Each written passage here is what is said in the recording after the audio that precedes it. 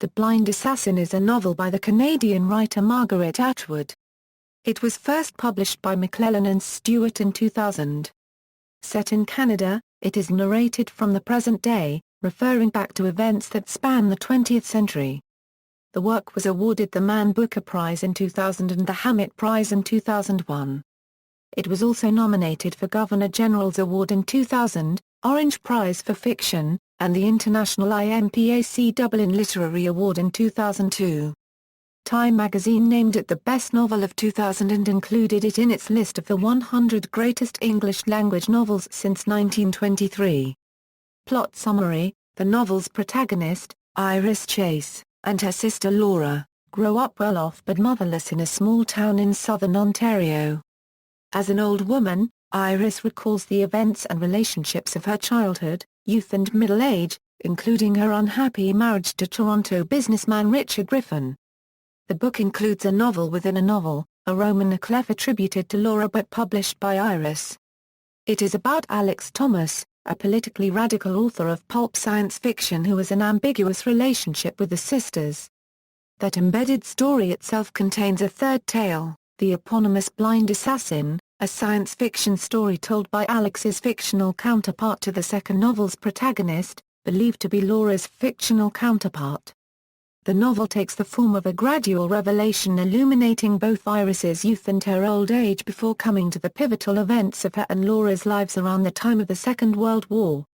As the novel unfolds, and the novel within a novel becomes ever more obviously inspired by real events, Iris, not Laura, is revealed to be the novel within a novel's true author and protagonist.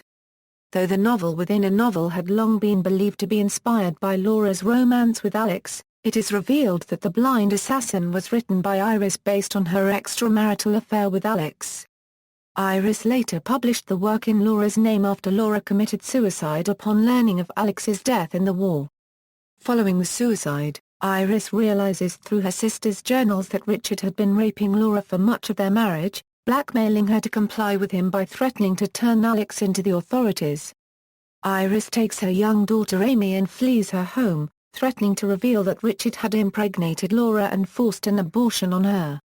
This move estranges Iris from the last people who were supporting her, and creates bitterness between her and the grown Amy. Iris deceives Richard into believing that Laura was the one having an affair with Alex Thomas, which drives him to commit suicide. The novel ends as Iris dies, leaving the truth to be discovered in her unpublished autobiography that she leaves to her sole surviving granddaughter. The book is set in the fictional Ontario town of Port Ticonderoga and in the Toronto of the 1930s and 1940s. It is a work of historical fiction with the major events of Canadian history forming an important backdrop. Greater verisimilitude is given by a series of newspaper articles commenting on events and on the novel's characters from a distance. Main characters: Iris Chase Griffin, the narrator and protagonist of the tale. Laura Chase, Iris' sister, whose suicide opens the book and who is named as the author of the novel within. Richard E. Griffin, Iris' ruthless, older husband with political ambitions. Winifred Griffin Pryor, Iris' fashionable, manipulative, and social climbing sister-in-law. Alex Thomas, a young author with communist sympathies who has an affair with Iris and is one of the protagonists in the novel within. CPT. Norval Chase, the father of Iris and Laura. After being seriously injured in World War I and later widowed, he begrudgingly runs the family button business while descending into alcoholism and depression. Rieni, the loyal Chase family housekeeper who becomes like a mother to Iris and Laura. Myra Sturgis, Rieni's daughter, who later aids Iris in her old age. Reception was mixed. A reviewer for Salon described the book as a cunning tale sketched with Atwood unregistered trademark dark humor and deft hand.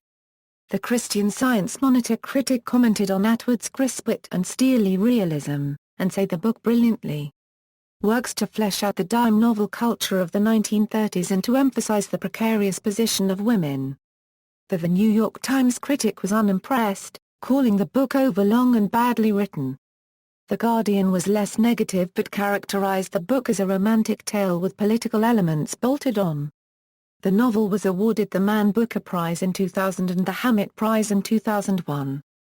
It was also nominated for Governor General's Award in 2000, Orange Prize for Fiction, and the International IMPAC Dublin Literary Award in 2002. Time magazine named it the best novel of 2000 and included it in its list of the 100 greatest English-language novels since 1923. See also: Southern Ontario Gothic. References